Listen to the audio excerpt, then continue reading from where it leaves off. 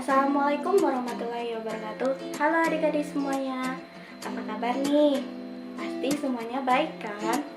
Oke, sebelum itu perkenalkan, nama kakak Puja Rizky Cynthia Putri. Salam kenal. Oke, yang baru bergabung.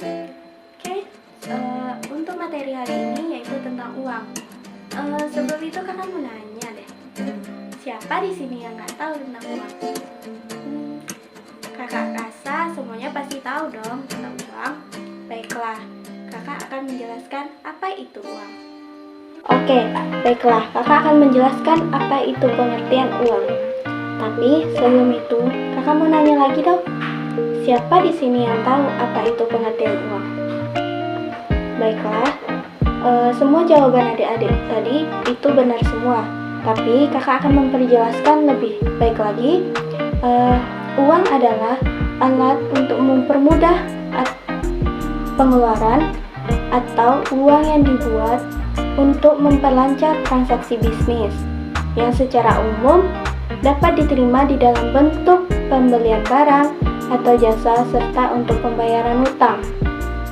Contohnya, saat kita membeli barang seperti sabun, berarti kita akan membayarkan uang itu kepada pembelinya, atau jasa seperti kita ke dokter, kita membayar obatnya, dan kita pasti mengeluarkan uang. Baiklah, selanjutnya yaitu fungsi uang. Tapi sebelum itu kakak mau nanya dulu dong sama adik-adik semuanya, apa saja sih fungsi uang? Baiklah, jawaban adik-adik semua benar, tetapi kakak akan menjelaskan lebih jelasnya lagi ya, yaitu fungsi uang terbagi menjadi dua. Yang pertama, fungsi asli atau fungsi primer. Yang kedua, fungsi turunan atau fungsi sekunder. Baiklah, kakak akan menjelaskan satu persatu.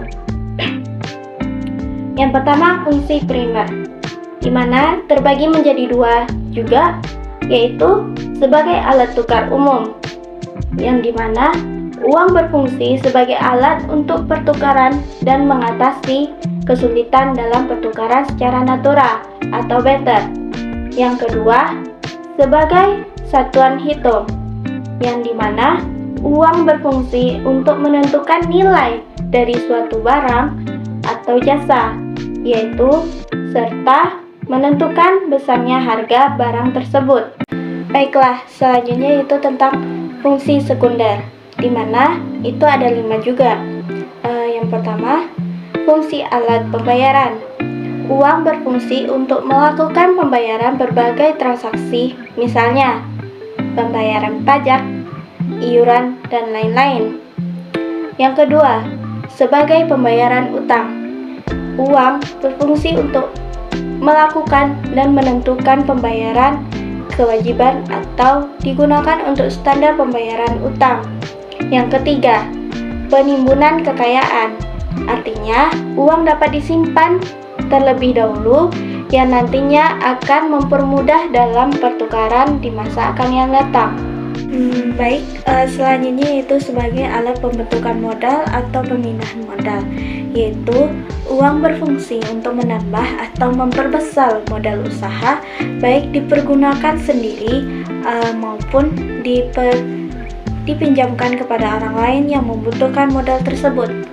Yang kelima, sebagai ukuran harga atau mengukur nilai, yaitu uang berfungsi sebagai alat untuk menentukan harga barang atau jasa yang dihasilkan oleh suatu perusahaan. Baik, yang selanjutnya yaitu jenis uang.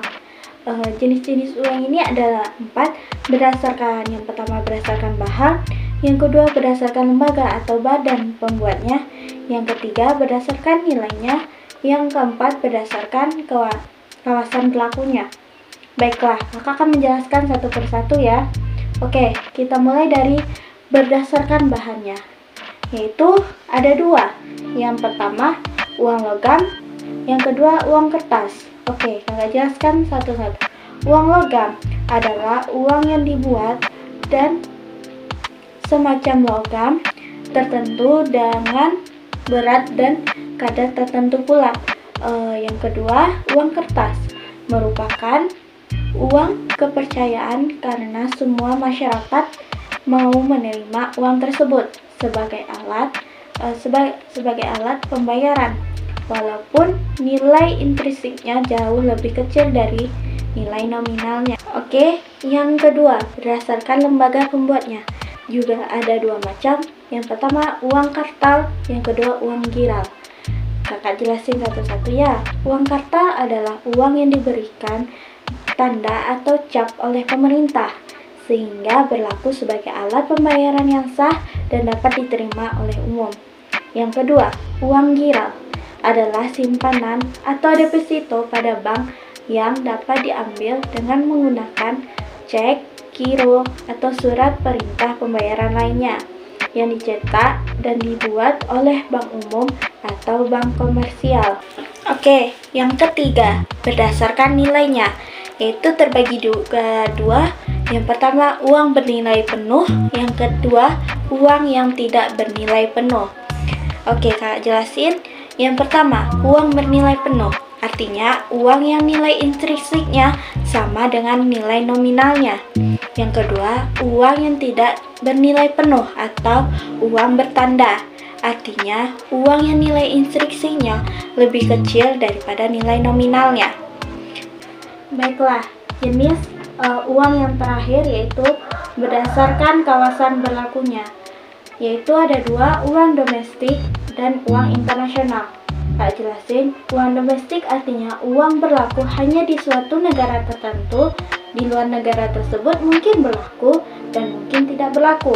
Yang kedua, uang internasional, yaitu uang yang berlaku tidak hanya dalam suatu negara, tetapi juga berlaku dan diakui di negara di dunia.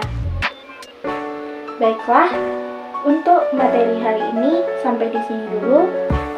Kakak sudahi. Sekian, terima kasih.